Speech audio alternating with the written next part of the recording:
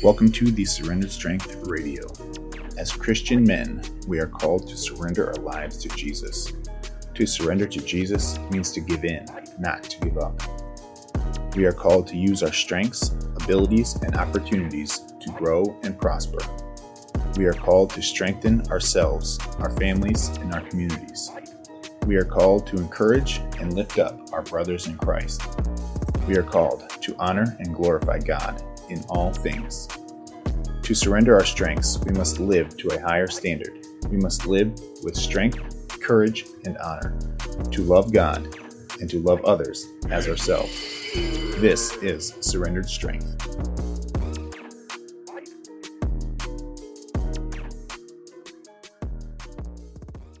What's up, men? It's Nyland from SurrenderedStrength.com, and you are listening to another episode of the Surrendered Strength Radio. And today I am excited to have Kevin Hill from Act Like Men 365 on, and he should be coming any minute. Just trying to figure out my camera here. Let's see. I just sent him the invite, so we'll just kind of hang out and wait for him to jump on. And then just a reminder, check out SurrenderedStrength.com and get connected there, where you can get more information on how to live a surrendered life and how to use your strength.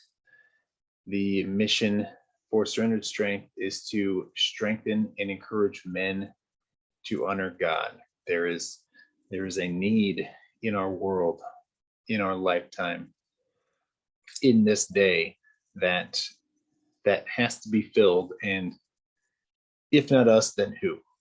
Who are we going to let lead our children if we don't lead as godly men? Who are we going to show the community what it means to be men of strength, men of courage, and men of honor, if it's not us?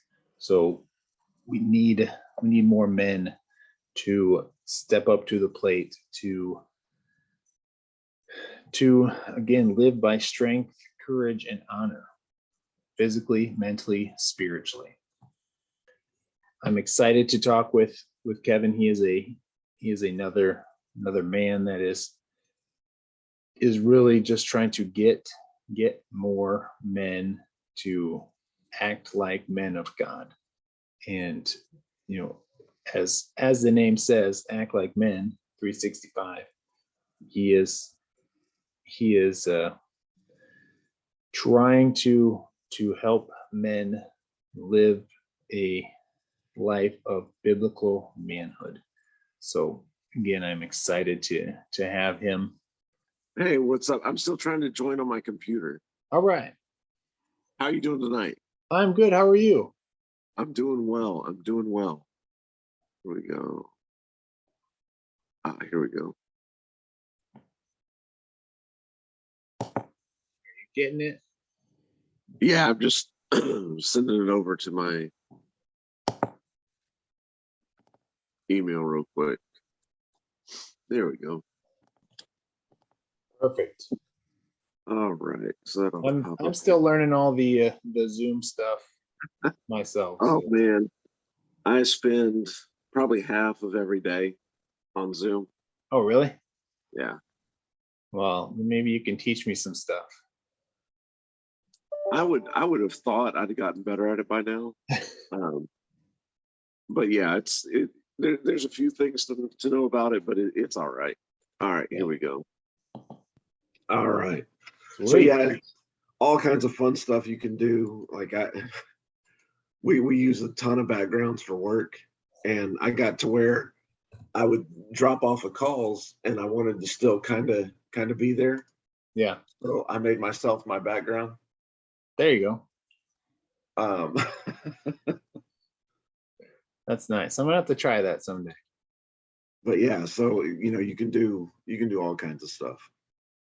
So you say you spend most of your day or part of your day on Zoom. What is that for? Act Like Men, or is that for another? That's for work. All right. Yeah, no, I work full time as a recruiter. I currently recruit college age talent. I recruit interns. Really?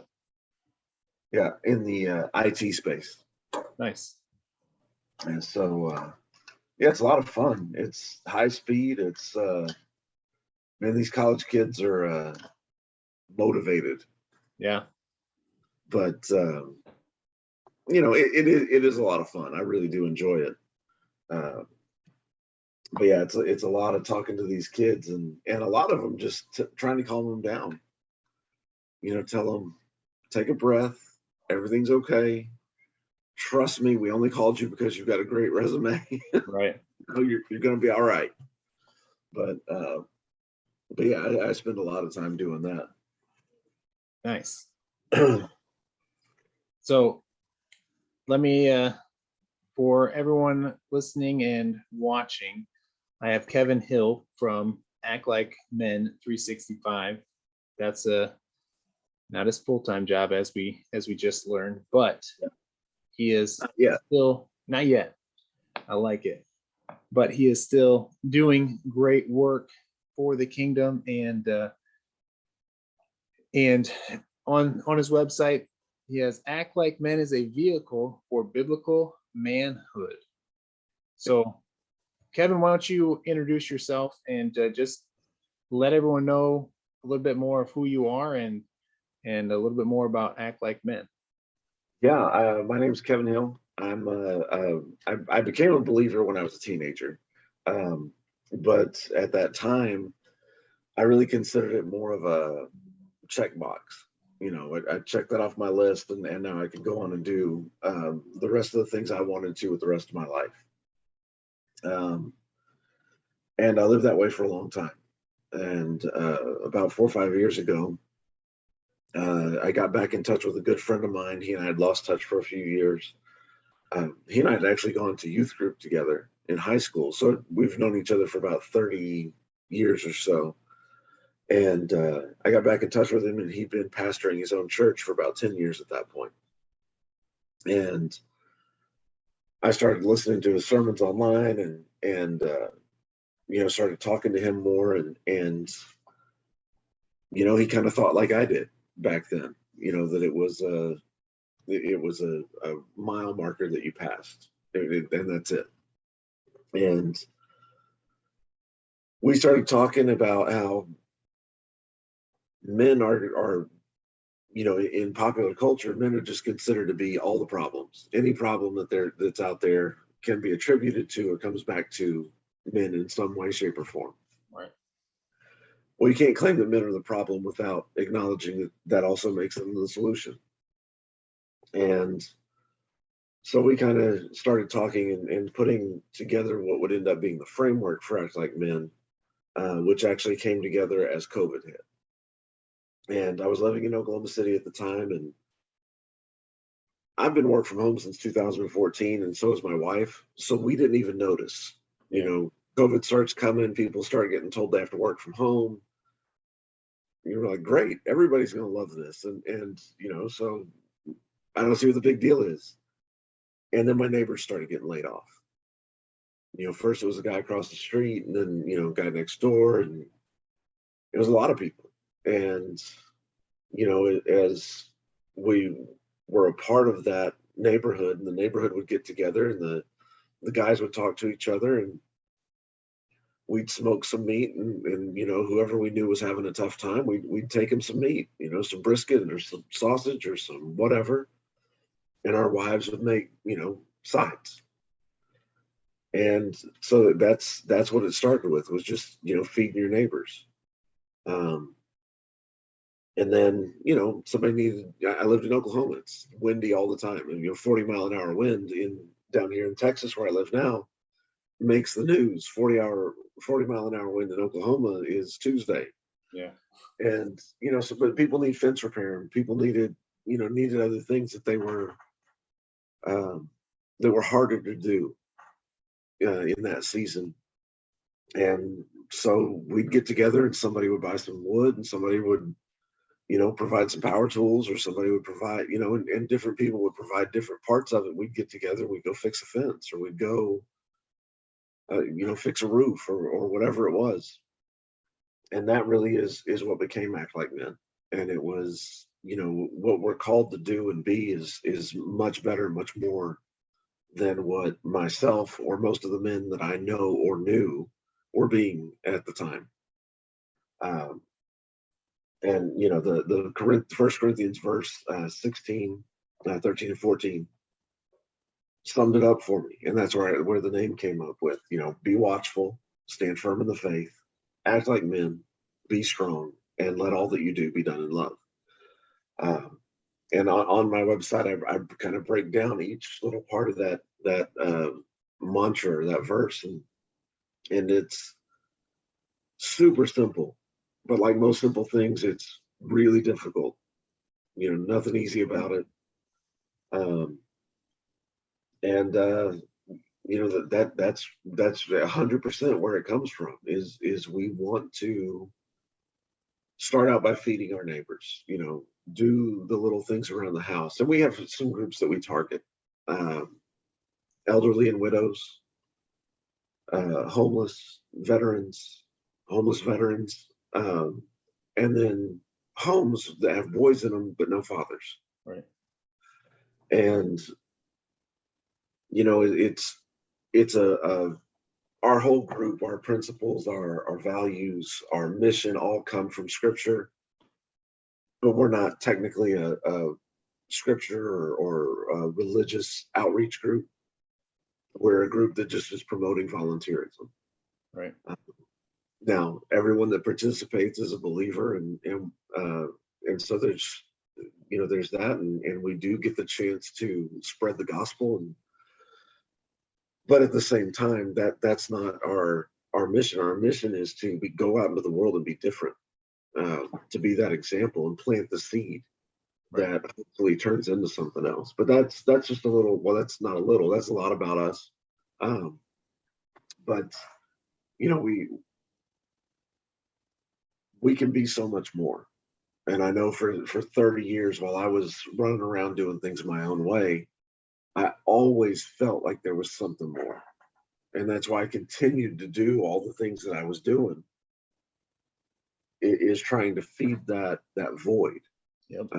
That can only be filled one way. And that's by, stepping into your purpose and into your relationship with Jesus and walking that out, or at least trying to. Right. Yes, absolutely. It's a daily battle to just surrender and to walk with Christ. And it's, some days are better than others. That's just the way it's going to go. Isn't that the truth? Yes. So you kind of hit on it, but another thing that I got from your website, you basically simplified the whole idea of Act Like Men, and that is love God and love people. And hearing your story about just making meals and helping your neighbors out, that just reminded me of how important it is to have a small group of, or a small community that can come together and help each other, but also at the same time go and do things for the larger community. Oh, certainly. And one of the things that's on the website, and I don't touch on it probably as much as I should, and the reason that I don't is purely that I don't feel qualified. And the part of it that's on the website, it's our number one mission is to make better men, to make better families. Right. That, and that's so important. Again, it's not something that I feel particularly qualified, because I know the kind of man and the kind of man I am on my bad days. And then the third step is to serve our neighbors and make the community better. but I've always said, I want to be a great dad. I've got a little girl. She's 2. She'll be 3 this summer.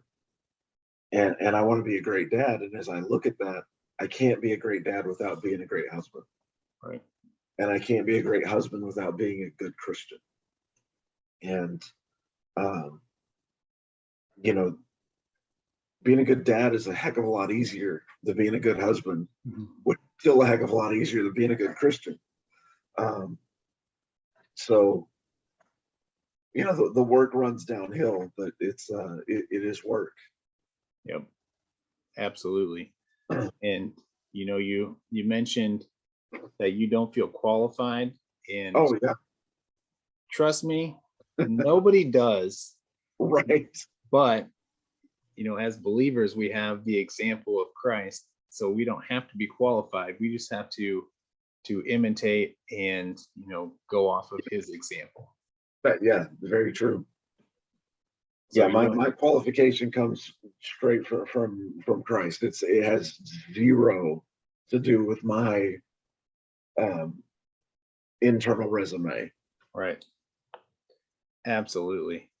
Now, it says the purpose of, well, hold on. We kind of already talked about the mission, but the purpose, we strive to return the kind of manhood that cares for himself, his family, and his neighborhood. Now, you were kind of touching on that with, being a good dad comes from being a good husband, comes from being a good Christian. 100%. Is there any more you want to expand on that at all, or? Well,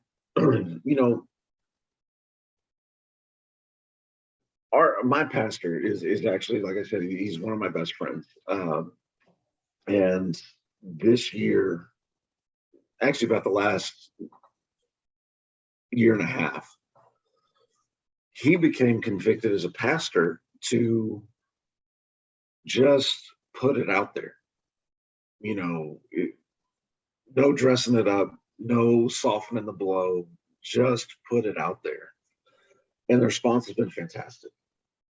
And by that, I mean, if you're claiming to be this Christian man, or to be a man who's following Christ,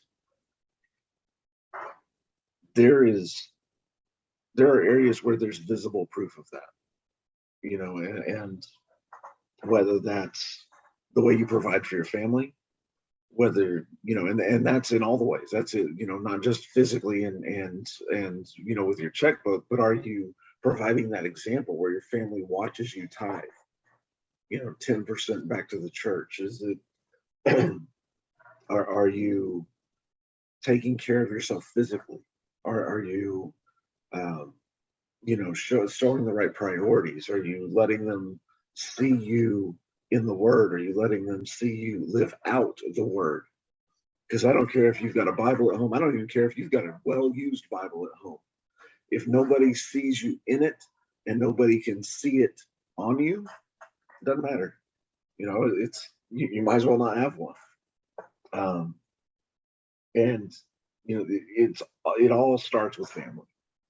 Right. And again, that's the part where I feel least qualified to judge anyone, but it's also the place where I feel most convicted. I meet with a group of guys very regularly. Then we have a bigger, men's group that we get together monthly. We have steak nights and we have all kinds of things. And we try real hard to make sure that group is not just a social club. Right. You want to like everybody that's there. You want to get along, but you got to ask each other the hard questions. What are you looking at on your time online? What are you doing with your money? What are you doing with your free time? Are you binge watching whatever the latest thing is on Netflix that's full of skin flicks and everything else, or are you doing something for someone? And so we try real hard to have a good time with it and make it to where it's it's guys holding each other accountable. Right. That's awesome that you guys have that. I know for me personally, that's something that, has been missing in my life, the last, I don't know how many years, but recently I've been able to connect with some guys online, and we've, formed a group that's what it is. We can go to them, and just this morning out, just send a video to them, say, hey, need some prayers, need some, I was just feeling some spiritual battle, and just knowing that those guys were there for me and praying, and I could share that with them is huge.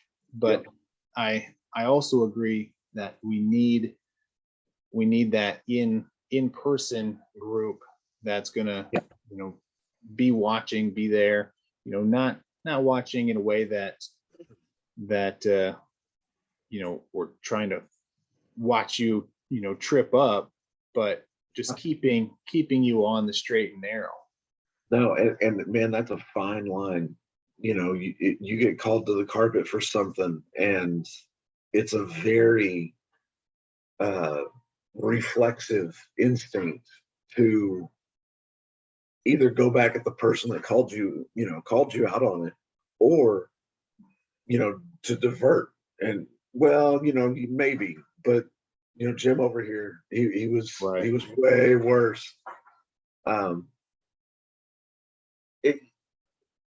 It's a difficult thing. And no part of it will ever be easy. It just comes with being fallen. And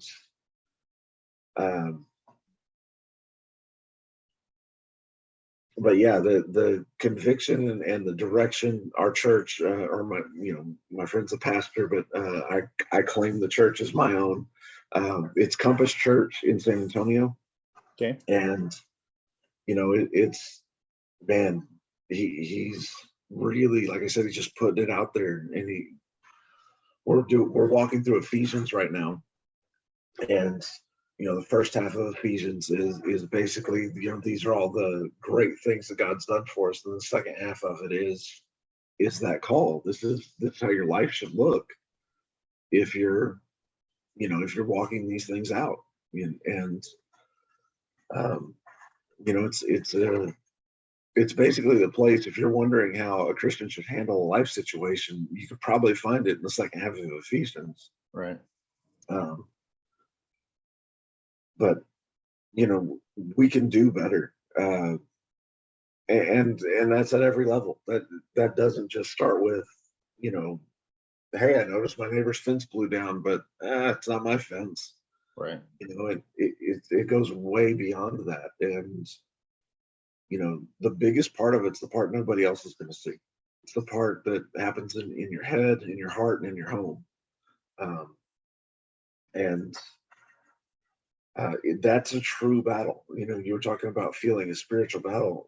My wife and I, we started up some counseling, and that's one of the things that I've realized is there's times when I feel it hard to be a spiritual leader in the home because I know who I am. And I'm like, ooh, yeah, that guy's not qualified to tell this wonderful woman, I need to stay back here and stay in my lane. But that's that spiritual battle, right? And trying to remember that you're new in Christ. So all those things that you feel like you're dragging with you, you're not, or you're not supposed to be. Which is, again, it's simple, super simple. Nothing about simple is ever easy. There's a phrase that a mentor of mine uses, and it's so simple it's complicated. That's a good one. I like that. Yeah, I like that.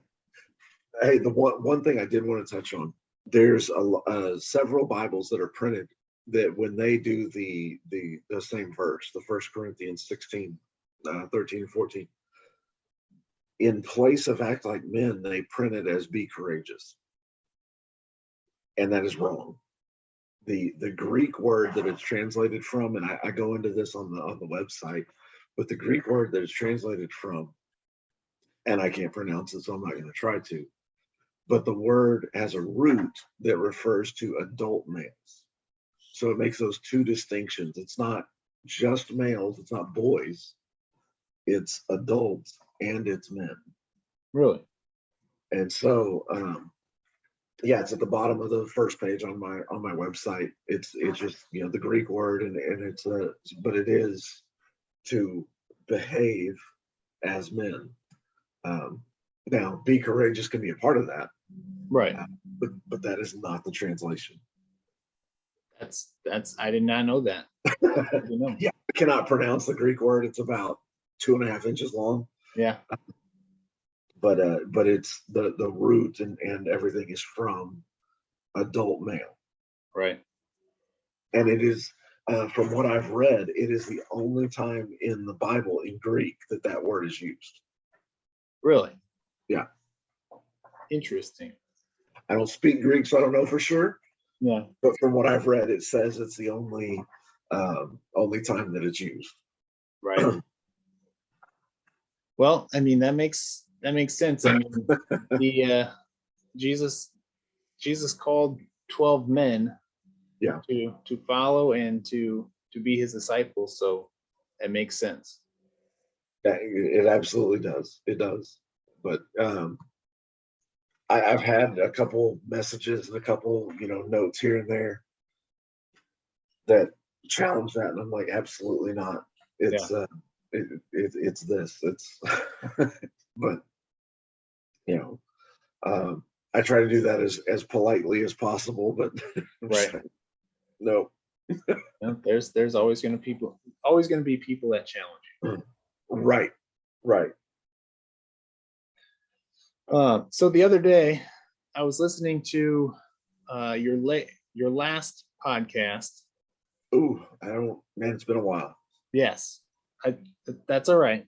But in there, you said something that really caught my attention, and it was nothing brings people together faster than when we join up and serve others. Right. And that's just true. We could leave it at that. But would you like to talk about that a little bit? Well, like I said, I spent the last 5 years in Oklahoma, and every year there are multiple tornadoes in Oklahoma. But there's also disasters around the country. Right. And so when there's a tornado in Oklahoma, the communities in Oklahoma rally, you know, like it's a high school pep rally. I mean, they just flock to each other. But then at the same time, you know, there's a hurricane that's going to hit Florida. The trucks are rolling in and sitting in you know, Georgia or wherever, waiting for the hurricane to go through so that they can go provide. It's linemen to work on electricity. It's people to bring food. It's people to bring other supplies. And it's like that. It's not just from Oklahoma, but that's, you know, I noticed it a lot the 5 years that I was there. Probably because they don't have a lot of news going on, and that stuff makes the news all the time. Right. In Oklahoma. But, you know, look around, look at the big things that hit. And when something hits, look at how many people show up to, you know, pitch in, lend a hand, something. Right.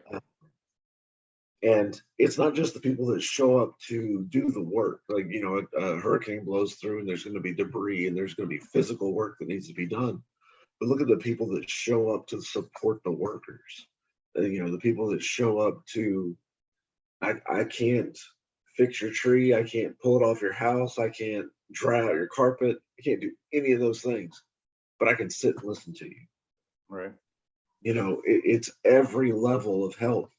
And so when we pull together to serve someone, unfortunately, it's generally when that someone's in a bad situation. Right. You know, we don't do real well on you know, the green through, you know, mid orange. We help when, you know, it hits red. Right. But when it hits red, you know, people pull together, and it's people of of varying levels and types of faith. It's people of varying levels and types of income and means. Um, you just get a huge cross section of people when, honest to goodness help is needed. Right. Um, and that's just a refreshing thing. And so, that's what part of this is trying to seek out, where in our small, in our community, because, this isn't something that I was going to do, big scale, like outside of basically the area that I could drive to. Right. Um, and that's just because this is an in-person kind of thing. This is somebody I know saying, "Hey, my neighbor had this happen. My cousin lives over on the other side of the city. Had this happen. Whatever it is, and then we can pull together and we can help out." Or, like I said, the groups that we specifically kind of really run to, which those underprivileged communities, the widows and elderly, veterans. You know, we know there are certain communities that always have some need. Right. And so there's always that outlet, but then we also look for those specific incidents or instances of, hey, we just heard about fill in the blank.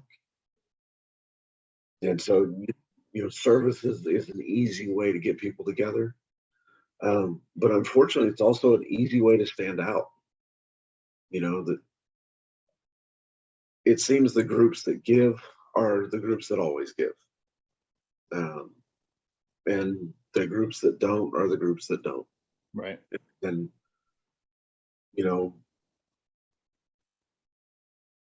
anyway, it's just it's a way to also stand out, and and it's unfortunately it's one of those times when sometimes the people that don't participate don't notice until they need help. Right. And then you show up for them the same way you showed up for everybody else. And that's when they say, why do you do this? What's in it for you? Or, something like that. Right. And that's when you have the opportunity to share with them. I do this because, this is grace. And this isn't cheap grace. This is, real grace. This is, Right. and this is a fraction of the grace that's been shown to me. And so, yeah, that's why we're here. Awesome. That's awesome. You mentioned that you talked about kind of that needle in the green and the orange and the yellow, and usually it's not until we're in the red that people are going to help. But if you look at the people who you help, it's not always a big disaster that people need help.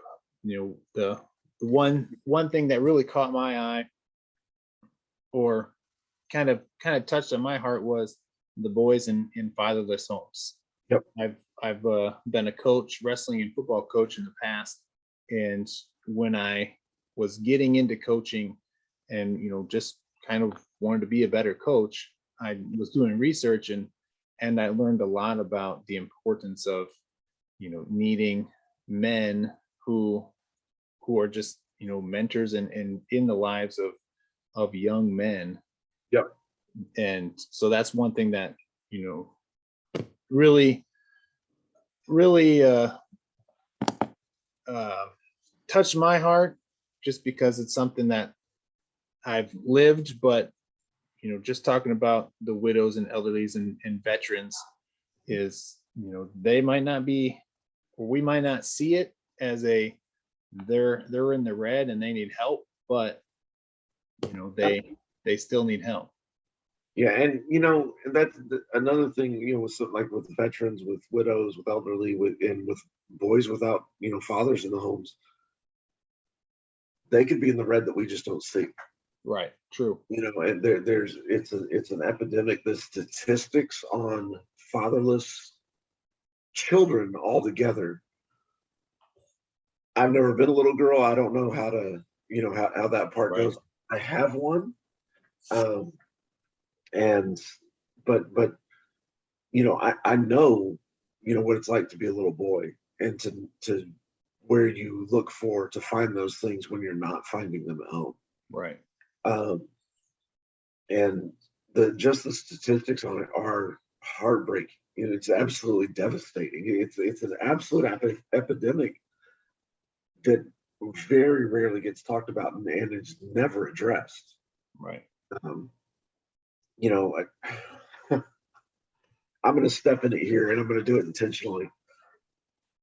You see on social media on Father's Day, and it happens on Mother's Day too, but on Father's Day, you'll see the single moms talking about, Happy Father's Day to me because I'm mom and dad. Like, you may be a fantastic mom, you may be an amazing mom, but Yep. you're certainly not both. Right. You can't be. Agreed. Um, and I say that not as a slight to anybody or anything like that, but and I've seen single dads do it on Mother's Day, things like that. And I'm just like, you're not. Right. It's just not possible. And to say something like that just devalues something that's so important. I mean, I forget the actual number, and it's probably changed since I saw it last. But if a father is saved, the likelihood that his wife and children will also be saved is staggering. Yeah. I mean, it's almost a guarantee. But if the father's not, even if the mom is, even if the kids become, statistics say they're going to walk away from the church at some point. Yeah. It's, and so many of our churches do such a disservice. Um, and it's my favorite thing about the church that I go to. Compass Church here is amazing. And like I said, Pastor Aaron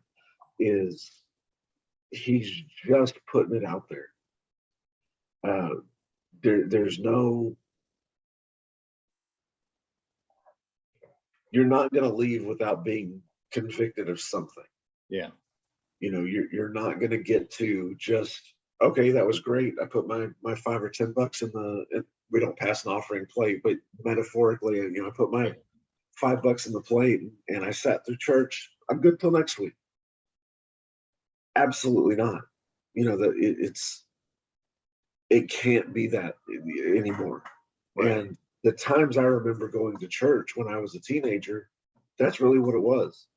It was on Wednesday and Sunday. I get to see this group of friends, and we get to hang out, and we get to probably have pizza or hot dogs or whatever we're going to do. I don't remember anybody in the church stopping and going, you boys should stop doing that. You boys should behave better than what you're behaving. Right. Never. Now, who's to say if it happened, I might have quit going to church. And maybe the thought was it's better to have them here than not have them here. Right. But either way, it's we have to take the chance. Right. Absolutely. And I'm glad to be a part of a church that does that. Yeah. I've done my fair share of church shopping, if you will. Yeah. And I've even, before COVID, there's a church in Colorado that I listened to, via podcast or whatever it was. And, with all the ones that I've listened to and gone to, the ones that put it out there are the ones that I'm like, I want to go back to here. I want to. So we definitely need more pastors, more men who are willing to, toe the line and say, this is how we need to act, and this is, the way we need to move forward. 100%. I did an interview with Jim Ramos. He founded and runs Men in the Arena months ago, and Now his is more of an outreach, more of, you can do stuff online with meeting with people and kind of organizing certain things. And he's written a couple books, and he, so he does that way. But it's about, you've got to get out of the stands and participate Right. in your faith. You've got to, you've got to take part in this. You cannot sit there and still claim, I'm a believer. These people who are, I don't need to go to a church to have a relationship with God, or nobody said you did, but you are called to be a part of the body. You are called to gather with the body. I get it. Churches, like good churches, are hard to find. Right. You've got your Olsteins and everybody else out there that are, I don't even know what he's preaching, and I've listened, I've tried, I sit and I watch it, and I'm just blown away by the lack of truth that I hear, and the lack of accountability. Right. And I mean, he's got however many tens of thousands of people show up to a reconditioned basketball arena to to fill his stadium, to fill the stands. And I mean, it breaks my heart, that's the popular church. And there's a ton of others. I don't know their names off the top of my head. Right. And I'm a Houston Astros fan, so I've actually passed by the Olstein building and all that, and, going to and from games from San Antonio. But yeah, it's just it's a hard thing to say, and like I said, simple's never easy, or very rarely easy, and it requires sacrifice. You've got to give up that free time. You may not know what's on Netflix or Right. Hulu or whatever service. You may just, I don't have any time for, whatever. It requires sacrifice. And man, the reward is just when you realize you've helped someone that truly needed help, and you don't have to start your own organization. You don't have to, do something like that. Go be a part of something. Go be part of the Hope Pregnancy Center, and talk to young girls that are in the most difficult situation they've ever been in, or go to the food pantry and bag up food, or go volunteer at anywhere. Right. Like, well, I'm not qualified. None of us are, like you said. Absolutely none of us. And about the time you decide you're going to take action is when you're going to hear the most in your head. Mm-hmm. Because it's a heck of a lot easier for Satan to derail you before you get up to speed. Right. Than once everything's going and there's other people that are walking along beside you, and holding you accountable, and checking in, and praying for you, and making sure that everything's going the way it's supposed to. That's when you're going to hear all those things that are, really, you're going to go listen to a pregnant teen who's considering what to do with this baby. You remember when you were her age, kind of thing, or the food pantry, or whatever. You're just, all that stuff's always going to be there. And like you said, none of us are qualified. That absolutely comes from grace. Right. You just mentioned the voices that come and try and derail you. I heard that even tonight before this conversation. There's so many things I could be doing, and I could cancel and all this and that, but I'm not. Right. There's more important, or there's nothing more important than making sure that we have men that are spreading the gospel, that are following Jesus, and, living a life that we are called to live. Yeah. It's not an easy one, man. No. Everything about what we as men are asked to do is hard. Right. It's just hard. But it's what we were designed for. Yep. It's hook up the plow and just take the steps. It's that's it. I hate to tell people, you're not the guy at the back, whipping the animal to move the plow. You're what the plow's hooked to. Right. And yet, at the same time, we can turn to Jesus and right, give him all of our pain, our struggle, our stress, yep. and that yoke is lifted. I mean, yes, we still have to go through life. Yes, we'll still have trials and tribulations, but we there's a sense of relief and a release when we give it to Jesus. Yeah, it's yeah, like you said, the stuff we have to deal with is the hard stuff. But if we're doing it right, then we should be handing that heavy lifting over. Right. More regularly than I obviously do. You and me both. But it just you're called to do the hard stuff. Right. And man, I have a 2-year-old daughter, and just looking at kids that are between like 10 and 15,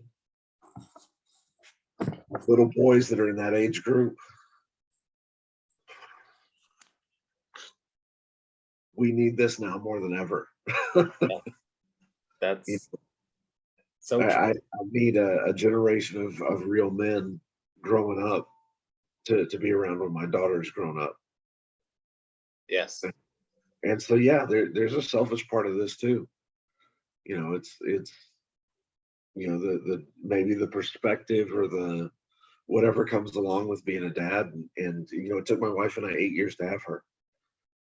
We went through a lot of pretty low times trying to have this baby. And now that we've got her, when we were told we wouldn't, it's we're both that much more determined. Right. And plus it makes me a really old dad. There's not a lot of 43-year-olds with 2-year-olds out there. Right. But it's a lot of fun. I wouldn't trade it for anything. Right. You mentioned that there may be a part of what we're doing and the way that we're trying to live is maybe a little selfish. Yeah. Because we're trying to be better ourselves for our kids and for the people in our community. And that's part of what I've kind of learned and based Surrendered Strength around. The first commandment, or the greatest commandment that we're given, is to love God with all our heart, mind, and soul. And the second part is love others, or love our neighbors as ourselves. And when I read that, we have to love ourselves first, right, before we can love anybody else.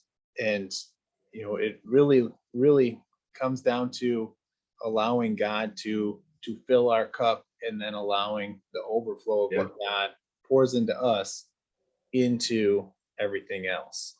Yeah. So, that's so true. And my friend Aaron, my pastor, he always puts it as a sponge.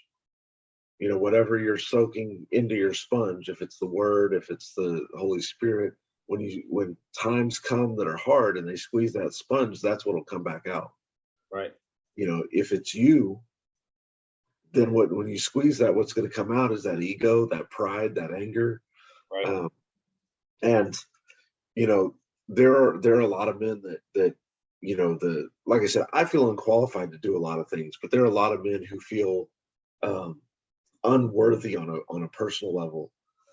I was blessed with many men's helpings of ego. So when I hear love your neighbor as yourself, for me, instead of going, well, I've got to love myself first, man, I've got that in spades. I look at it and I go, I got to love my neighbor like I love me. Like, that's a lot. That's right. I'm on the other end of that spectrum going, ooh, man, I got to be nice to that neighbor. You know, that's I'm like that's a lot of affection right there. So, you know, either way you look at it, that's a hard one. Right. But yeah, loving yourself enough to take care of yourself. And, you know, some of that, and Aaron and I were talking about this as well. Some of that is taking, it requires time to take care of yourself and to love yourself. And I don't know about you, but as a husband, as a dad, as an employee, as a, you know, just all whatever hat it is, all of those take time as well. And so when I take time for myself to go to the driving range or to go to the shooting range or to go to build something in the garage, there's a certain amount of guilt I feel associated with that because I know there are other things to benefit these people that are around me that I could have been doing. Right. But it's absolutely one of those things that you know requires intentionality. Yep. And you have to set time aside and schedule it and do it, and it's very, very important. That's been a hard one for me this season, you know, for a little bit, you know, but you know, I'm glad you said that. Yeah, it definitely is difficult with younger children. I have a son that's going to be 3 next month, so and then Okay. another one that just turned 4 and a 9-year-old. So my time gets shredded real quick. Yeah, it gets divided up for you. Yes, absolutely. Um, We've been going for about an hour, and have we really? yeah, Oh yeah, we have. when we have good conversations, time flies. I've It noticed does. that. It does. So I want to touch on just a couple more things, Sure. and then I'll let you go so you can do your thing, and so I can go to bed. I don't know what time your bedtime is, but I like to be to bed early. It should be better than what it is. Actually, it's better than what it's been. I've tracked my sleep, and I had a doctor's appointment for the first time in a long time a couple weeks ago, and I showed her. I was like, my watch tracks when I sleep, and my average bedtime was like 3:30 in the morning, and then I'm up at 7:30 for work, and she's like, you have to go to bed by 1, and I've made it almost every day. Almost, I think I missed one since I've got the order from the doctor. But yeah, I'm working on it. Yeah, you're going to bed about the time that I'm wanting to wake up. So I like to be to bed early. Oh man! All right. Well, what do we got? All right. So you made a comment on an Instagram post. You said Christ-focused Christianity. That Yeah. I was just talking about Christ-focused Christianity. Right. Now, if you read that, at least when I read it, I'm like, well, what other way is there? Exactly. But there's definitely different ways. So I would love for you to touch on that. Yeah. And I hate that it's even a thing that I felt like I should say. Right. Because Christianity, by definition, is focused on Christ. Right. But it's not practiced that way. You know, so much Christianity, and I would never presume to say somebody believes and somebody doesn't, and whatever. I can only say this is what we're called to do, and you're called to behave and live in a certain way, and you either are or you're not. Right. And so Christ focused Christianity is just it's just that. I mean, I'm a sportsman. I shoot, I hunt, and so when you're focused, when you aim, that's your target. If you're a sailor, you set your sight, you set your compass on something. Right. As a Christian, it has to be on Christ. It can't be on any other thing. And so yeah, saying Christ focused Christianity is absolutely redundant, but absolutely necessary. Right. Yeah, it's I hate that it is. I really do. I hate that it is. And like I said, for the longest time, I was the person you need to tell that to. Yeah. But it's where we are.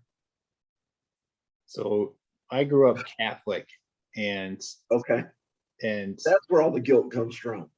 Yes, exactly.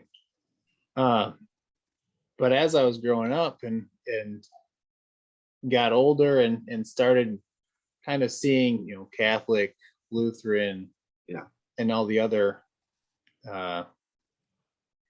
whatever the word is for it,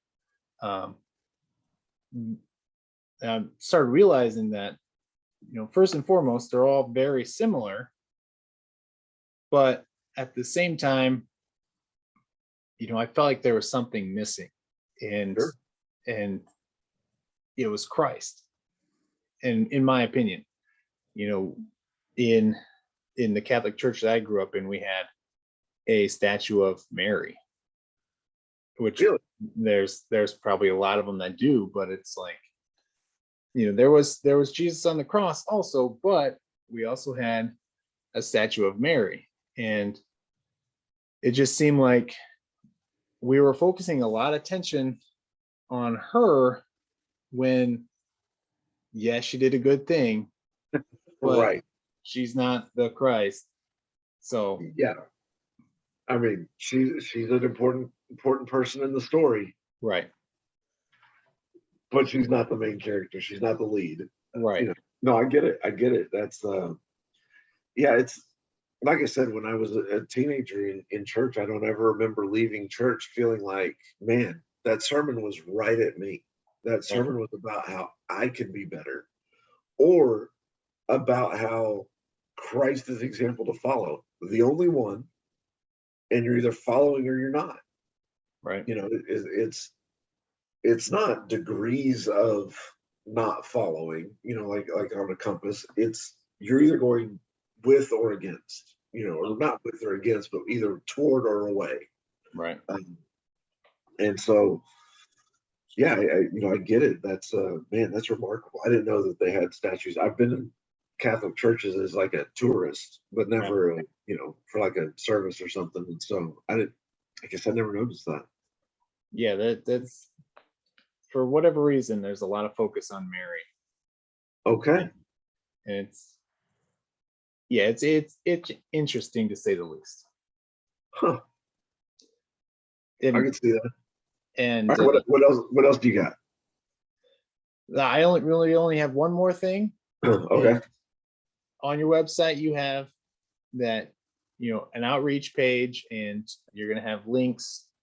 And you mentioned a little bit ago that your focus is going to be more in the area where you can drive. So talk about what you're out, or give us a sneak peek of what the outreach links and stuff is going to look like.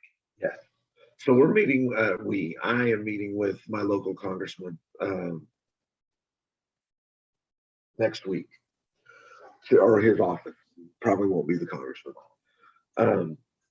We've applied for 501c3 status, and we're kind of, there are certain things that are built around that happening. I don't fundraise currently because that's not something that's come through, and with the climate we're in, I have no idea if or how it will. Yeah. But that's one of the things that we do. So until that happens, we're real small. We're just the group of guys that I was talking about. We find either pockets of people or individual situations to kind of dive in to help. But yeah, the goal of that is to, once that happens, to be kind of I don't want to say a safety net for the people in our area, but to be kind of a, maybe just a light of hope. Right. Just this thing happened, but man, you guys were here to come and pick up the slack, and what I'd like to see as I would move toward doing this full time is, I'd like to see a couple guys that are mechanically inclined. So the single mom that her car breaks down because it's just a hunk of nothing. Right. We can help that single mom and show her son while we're doing it, what we're doing, and teach him and show him along the way. Right. Help not just 2 or 3 neighbors in each of our communities, but be able to citywide, put together and do events where we can go to areas and, we're going to serve food, we're going to clean up the park, we're going to do these things where it can be more of an attraction. Right. To kind of spread the word, but also to just be a place where people can come and go, why are you doing this? And then have some people there that can answer those questions. Right. So that's kind of the vision. That's why there's links are to come on the outreach page, is because that'll be for when we do some bigger things that people will be able to at that point go and, okay, I want to be a part of. You're going to do this, or we may partner with another group that's here in town. Right. I'm I've been a big Spurs fan for a long time. I'd love to be able to partner with somebody from the Spurs and saying, hey, we're going to do this, and they lend their name to it, or something like that. I actually went to high school here in San Antonio before I moved away and did all the stuff that I did. But when I was in high school, David Robinson was here. And David Robinson was, it's just fitting that he was in the Navy, because he is the epitome of being a lighthouse of hope, and just a solid Christian man to be able to kind of be a role model in the city. Nice. So that's the plan. That's kind of where we're headed. But yeah, we're hopeful that when we meet with the congressman's office, that they'll be able to help things along, or at least explain it in a way that we can know kind of what to expect. Right. Well, that's awesome. I think you've got a lot of good things going, and you're going to be doing a lot of good things moving forward. And I am absolutely glad that I have met you and had this conversation. Yeah. And if there's any way that I can help spread the word anymore, or I'd be glad to help. Certainly. We definitely need more men to follow Christ and live as he has showed us how to live. Yeah. And like I said, what we're focused on is kind of external, kind of outreach type stuff. I like, I go through your website. I went through your Instagram when we first connected, especially your webpage. What you're doing with coaching men where they are, and meeting men where they are, and like I said, there's the man in his heart, there's the man in his home, and then there's the community part. We're kind of community focused, touching on those others as we do the work, but you're really addressing those first two, and that's really where the heavy lifting is. And so that's kingdom work, man. That's that. So I'm super appreciative, for your acknowledgement. But like I said, you're doing the heavy lifting. That, like I mentioned earlier, it's not It's not me that's doing the lifting. It's Isn't all that the truth?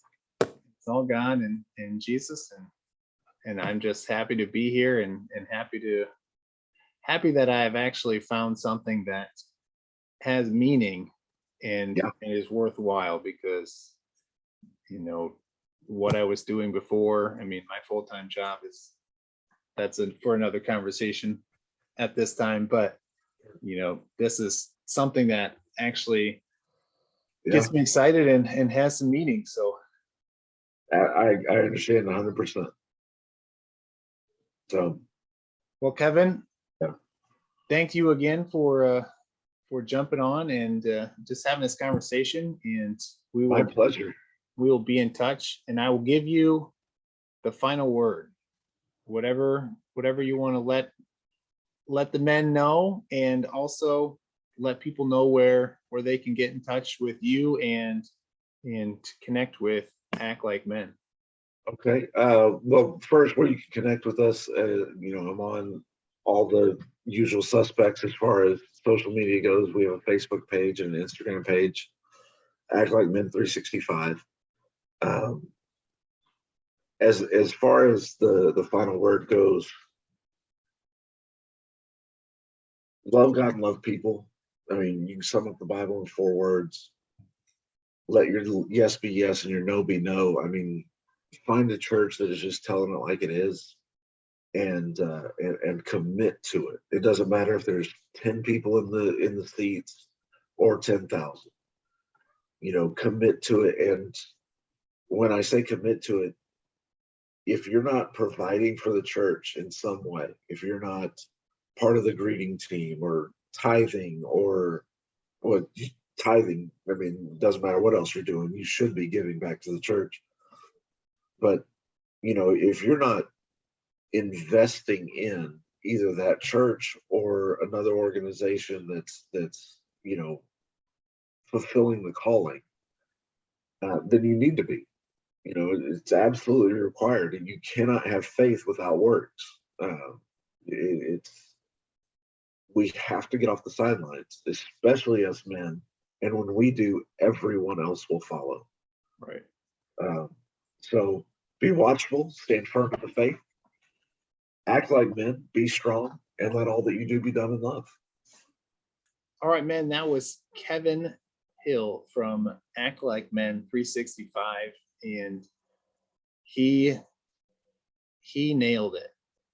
There's 4 words that sum up the Bible and sum up how we are called to live, and that is love God and love people. And men, there's many things that we can do, but there's only one way to do them all, and that is out of love. So men, I encourage you to continue to love yourself, love your neighbor, and love your God. Thanks for listening to the Surrendered Strength Radio. Connect with me at surrenderedstrength.com. Be sure to share this podcast with other brothers in Christ, family, and friends. Until next time, remain strong, courageous, and honorable, loving God and loving others as yourself.